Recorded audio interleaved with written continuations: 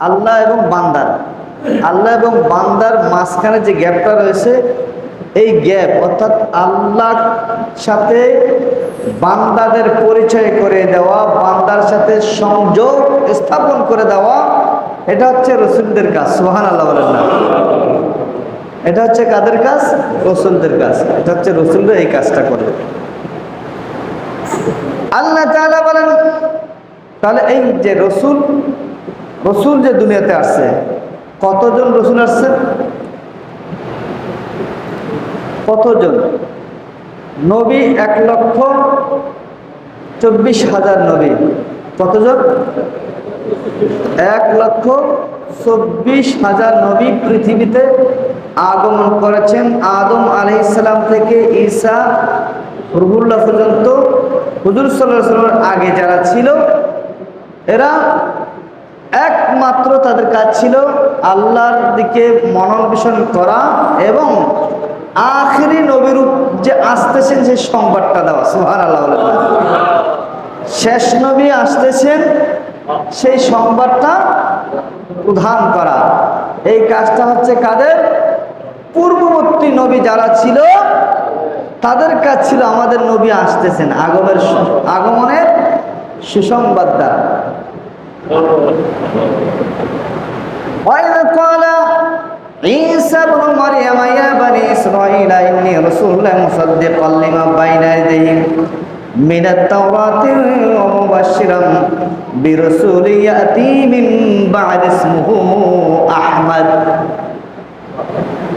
ঈসা আলাইহিস সালাম তার উম্মতদেরকে বলে যাচ্ছেন, ও আমার উম্মতেরা, তোমরা জেনে রাখো, শুনে রাখো, আমি এমন একটা দায়িত্ব নিয়ে এসেছি, আল্লাহ তাআলার দ্বীন প্রচার করব, সাথে সাথে আখেরি নবী যে আসতেছে সেই সুসংবাদটা তোমাদেরকে দিলাম। সুবহানাল্লাহ। তিনি ঘোষণা দিয়েছেন ইসমুহু আহমদ, ওই নবী আসবেন, নবীর নাম হবে আহমদ। সুবহানাল্লাহ বলেন।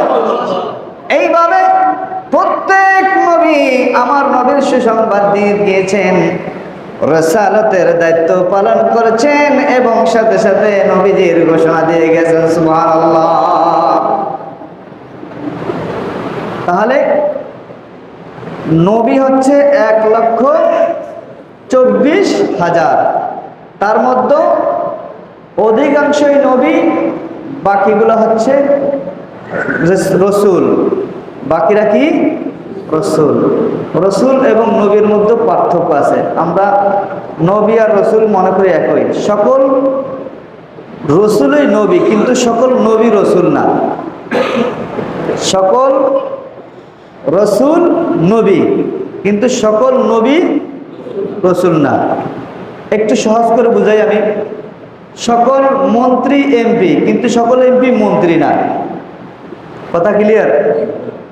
সকল মন্ত্রী কি? এমপিও। সকল মন্ত্রী কি? এমপিও, কিন্তু সকল এমপি মন্ত্রী না।